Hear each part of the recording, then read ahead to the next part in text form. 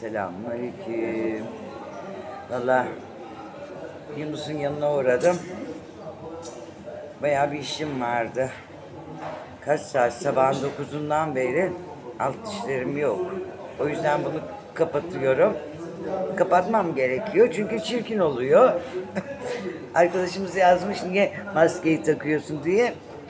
Niye takmayayım? Ama dün akşam çok ağrıdı, çok ağrıdı. Hapları içtim, uykuya dalmışım. Allah'ıma hamdolsun dedim. Ne güzel bir çekim yapmış yani. Sabah baktım hiçbir şey yok. Ne ağrı, ne sızı. Yunus da şimdi çay söyledi bana. Biraz da helva yedim. Şey helvası, irmik. Birinin annesi için yapmış. Öyle sulu şeylerle idare edeceğim. Yapacak bir şey yok. Buradan otobüs durağına kadar oğlumla yürürüm. Anne de bu taraftan git. Normalde şeyden gidecektim, Üsküdar'dan eve. Dedi çocuklar yok evde zaten. Onlar şeye gidecekler ziyarete. Babalarına. Çok da belli olmuyor ama değil mi alt işte? Oluyordur. Bir aydan önce hiçbir şey yapılmıyor çünkü damaklarım bayağı bir parçalı, bulutlu. Çünkü damarın üstündeydi ya sökmek zorunda kaldım. Yani zorluyor ister istemez. Kütür kütür. Bir de benim geçme vardı ortada. Onu kestiler. Korç. Bir tane kalmıştı. Dedi ne yapalım? Çek dedim elindeymişken onun da. Zaten boydan boya. Dedim ya 7 tane. Bir alt bir üst, bir alt bir üst. 7 tane narko verdi. Oradan bir kalkmışım. Sandalyeden dedi zaten doktor. Dışarıda dedi oturun öyle gidin. Bir şeyiniz var mı diye de sordu birkaç kere. Allah razı olsun. Tabii ben oturur muyum? Atladım durağa. Hemen fırladım. Bindim mi o BK'ya? Ana BK'da bir mide bulantısı bende bir öksürük. Maske ağzımda pamuklar dolu. Bastım hemen ilk durakta dedim bindir beni çabuk aç kapıyı. Ölüyorum ben. Nefes alamıyorum.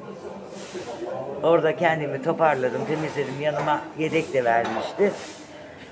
Nefes alamıyorsun. İnsan pamuklarla tıkanıyor ya. Kan da toplamış bütün. Oradan bir indim. Bir daha hadi otobüse bindim. Yokuşun oraya. Orada indim. Yokuşta tırmanırken bayağı bir başım döndü. Yunus da kızdı bana. Anne keşke söyleseydin dedi. Taksi parası verirdim. Olsun annem dedim. O hızla dedim çıktım eve. İşte akşam 5 saat yemek, su, her şey yasak oldu. Ben 6 saat bekledim. Hapımı içtim. Önce bir kaşık çorba içtim. Hapımı içtim. Allah'ım dedim. Hamdolsun sana binlerce kere. Her şeyin çaresini Allah verdikten sonra oluyor ya. Ümitsizliğe düşmemek lazım. Hiçbir konuda. Allah'ıma hamdolsun binlerce kere. Düşünüyorum da çünkü 3 tane doktor gezdim alamadılar benim dişimi biliyorsunuz. 6 ay biri randevu verdi, biri öbür bir tarafa gönderdi, biri bir başka tarafa. En güzel doktor bunun da reklamını yapacağım şimdi. Yeğenime söyledim. Onun da şeyin üstüne, sinirin üstünde dişi. Ona git kızım dedim. Esra'ya da ona söyledim.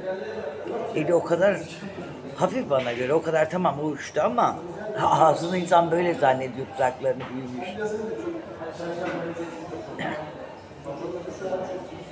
Esra da şeyde herhalde, evet babasında. Yunus dedi acele etme anne dedi, beni bırak dedim çocukları özledim. Acele etme diyor. O diyor babasında, belki ben alırım onları. Şöyle bekleteyim. Selamünaleyküm. Eve daha yarım saat oldu geleli.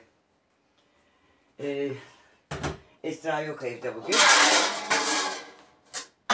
Nerede? Babasında tabii ki. Hafta sonu. Cuma çünkü bugün. Ay geçen demiştim ya Avrupa'dan olmazsa çantam almam. Bak gittim Avrupa'ya çanta aldım geldim. Sözümde durdum mu? Durdum. Bakın. İnan ki Avrupa'dan aldım. Eşlerim yok ama çantam var. Olsun. Beni mutlu ediyor çünkü çanta. Böyle sırt çantası hele. Unutuyorum ya. Çok unutkan oluyorum. Gerçekten de Avrupa'dan. Ay çıkarayım. Bir çay koyayım içeyim. Ama ne yiyeceğim bilmiyorum. Çok da güzel. Şöyle. Neymiş? Berlin. Güle güle kullanayım. Siz de yazacaksınız eminim. Canlarım. Akşam şey yaptılar kızlar. Kek yaptılar. Cupcake. Ondan sonracıma bu Sare'nin atamayız. Kağıt ama değerli.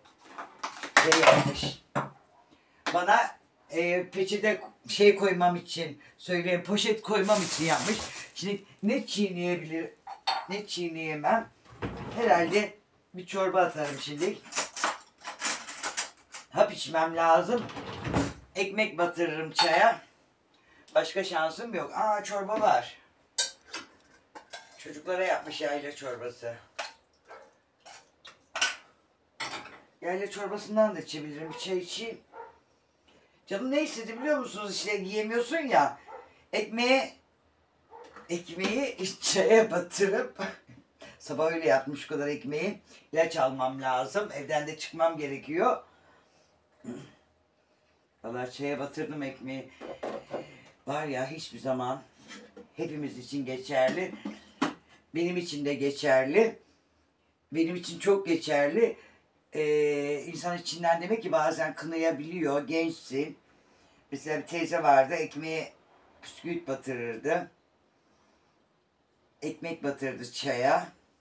Ekmeğe diyorum anlayın siz işte. Allah Allah niye öyle yapıyor yani şey yapıyor falan diye ben içimden geçirirdim. Geçirmedi desem yalan Allah var. Aynısını ben yaşıyorum şimdi. Yaşayacağım yani daha başlamadık ama dün bir çorba içtim yattım. Sabahları ne yiyeceğim ben?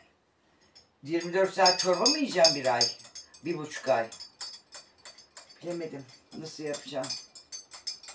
Takmıyorum maskeyi evde. Dışarıda taktım. Çok da şöyle uzak durayım biraz. Çok belli olmasın. Şöyle yandan. Önce de öyle yapıyordum çay içerken. Bu tarafım daha sağlamdı. Halbuki bu tarafım ölmüş. Haberim yok. Ağlayanı yokmuş sadece. Olsun be. Veren de Allah, alan da Allah. Zamanı saati gelmiş gitti. Sabah ekmeğime çayı batırınca aklıma geldi hemen. Ay dedim. Sevim demek ki çok büyük mü konuştu? Yok ben büyük konuşmam da. İşte insan ağzından da kaçıyor bazen istemeyerek. Gözlük hesabı. Gözlüğü de aynı demiştim çünkü. Çok erken de gözlük kullanmaya başladım. Benim babam rahmetli 85 yaşındaydı hiç gözlük kullanmadı. Ama ben kullandım. Erken başladım. Diyordum o iğneyi niye takamıyorlar ki? O zaman 25-30 yaşındasın. Küldür takıyorsun. Allah canlar kusura bakmayın. Videoda çekemedim işlerim vardı dedim ya dışarıda. Oturayım mıyım ya? Ay yok böyle yenmiyor. Ne diyorum biliyor musunuz gelirken? Şimdi mutfakta. Ya diyorum yediğin hurmalar şimdi seni tırmalar. Yerdin güzel. Ha bu arada arkadaşımız demiş gırtlağına da baktır. Ben gırtlağıma da baktırdım, kulağıma da baktırdım, burnuma da baktırdım. Hani zaten 3 de aynı doktor. Gırtlağımda sorun yok. O bir tik gibi bende. Yapıyorum değil mi? Onu biraz beynimde çalıştırsam, hani hatırlasam kendime yapmam. Çünkü gırtlağımda bir problem yok. Hani genizde akıntı yok. Bir arada bende burun çekme alışkanlığı vardı. Yine de teşekkür ederim. Yapmamaya dikkat edeceğim. Çünkü gırtlakta sorun yok. Kaç kere gittim ya ben bu öksürük için gırtlağa. Gırtlak, kulak, ora olmadı oraya inanmadım oraya. Diş doktorunda da aynı yapmadım mı? Neydi bana? Kesecekler, biçecekler, öyle alacaklar. İyi de alın artık. Hani ne yaparsanız yapın, ben razıyım. Önemli olan beni kurtarın bu ağrılardan. İltihaplanmış kökleri hepsini. Artık minyatı dolmuş. 4. doktorda onay verildi. Ve de çok güzel de tabii ki olacak. Etlerimiz yumuşuyor. Yaşımızdan dolayı da ağız içi etleri biliyorsunuz. Yani normal şeylerin patlaması. Diş etlerimizin. Şimdi 3 tane hap alacağım. Kendime geleceğim. Bir sabah bir akşam ilacım var. Ağrı kesicim de aynı. Antibiyotiğim de aynı. Ya bugün geldim tek başıma. Kimse yok. Benim bebişlerim yok. İnsan özler mi bu kadar çabuk? İşte özlüyorsun. Kapıyı açınca istiyorsun. O ikisi de koşuyor ya kapıya. Beni karşılıyor. Çok mutlu oluyorum. Ne olur haklarınızı helal edin. Yani kırılım diye söylemiyorum. Gönül falan da koymayın. Şey anlamında diyorum. Gırtlağım gittim. O bitik gibi bende alışkanlık olmuş. Böyle yapıyor. Sanki. Değil mi? Ya kendime de kızıyorum sonra. Ya diyorum bırak bu tiki yavaş yavaş. Çok şükür ya. Bak şöyleyim. Şu anda nasılım biliyor musun? Şöyle uyumak istiyorum. Ama karnım aç. Bismillah. Allah'ım hamdolsun. Bak bunu bile yiyebiliyorum. Damağımda üst var alt yok. İnsan aç kalmaz. Çorbalı, sulu şeyler böyle idare ederim. Bir ay gideceğim. Yine yapma derken 1,5-2 ayı bulacak. Vallahi bugün yolda giderken Allah'ım dedim hamdü senalar olsun binlerce kere bu durumuma. Ne durumda olanlar var. Yani ne ki benimki ne? Estağfurullah.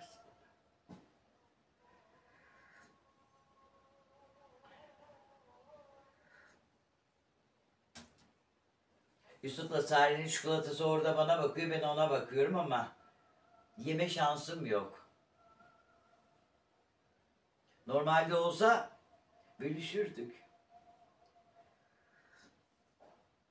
Yine 2 bana kalırdım yani, koparırdım 1-2 parça.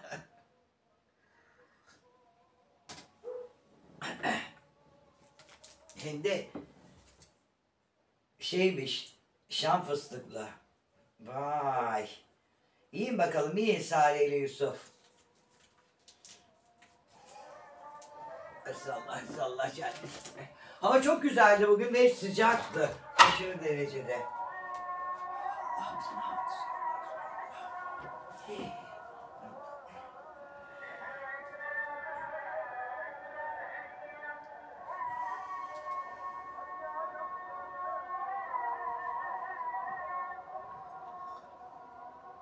Bal, börek.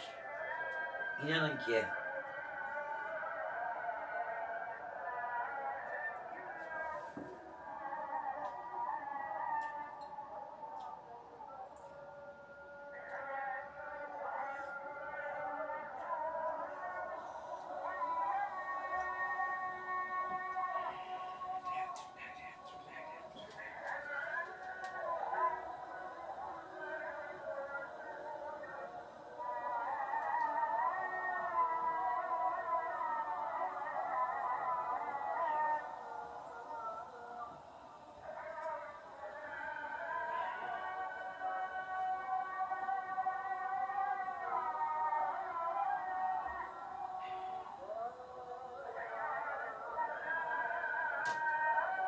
Bu tarafı çok yara.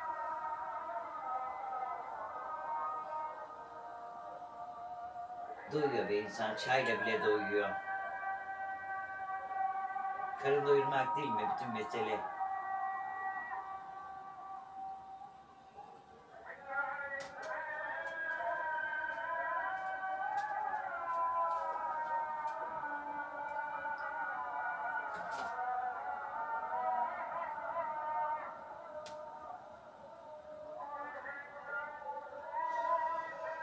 Hamdolsun binlerce şükür.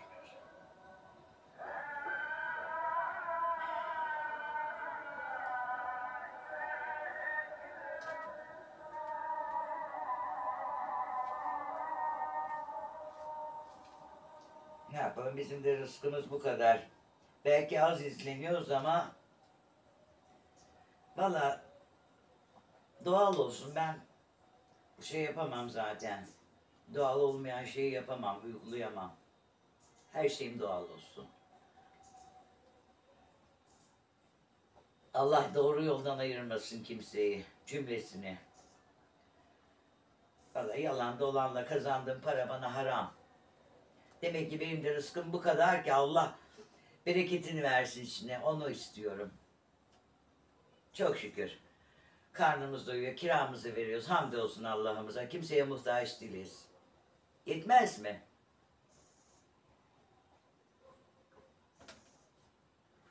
Huzur çok önemli. Allah huzurumuzu bozmuş. Allah bozmaz zaten, tövbe aşağı. Ya huzurumuz bozulmasın ya, biz mutluyuz.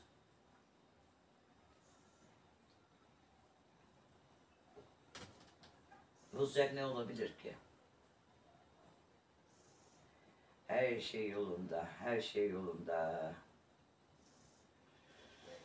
Kendinize iyi bakın. Artık yarın başlarım videolarıma. Mutfakta artık yemeklere. Tabii ki yiyeceğim ama yumuşak şeyler. Yumuşak yumuşak bir tarafta. Bugün yolda canım işte diyorum ya, bende de yemek hastalığı var. Patlıcanı dedim gitsem de kızartsam da güzel yoğurtlu sarımsaklı yumuşak olmaz mı dedim. Yiyemem mi acaba dedim. Kendi kendime. Herkesin yani hayal kurduğu bir şey vardır. Ben de yemek hayali kurarım. Şunu da yapsam, bunu da yapsam, bunu da hazırlasam. Ama bak, otur Sevim diyor, kuru ekmekle çayına mis gibi lokum bal tadında diyor iç. Demek ki neymiş? Huzurun oldu mu her şey oluyor bu dünyada. Gerisi boş. Ne mal için, ne mülk için, ne kavgaya. Hiçbir şeye gerek yok. Hiçbir şeye. Ben senden fazla kazanayım, o benden fazla kazansın. Gerek yok. Nereye? Gidiyoruz hep mezarlıklara valla. Hep. Hiç kavga etmiyorlar. Hepsinde ses çıkmıyor. Bu dünyada her şey. Allah her şeyin helalinden versin ki orada sorgumuz, sualimiz kolay olsun. Allah'a emanet olun. Kendinize iyi bakın.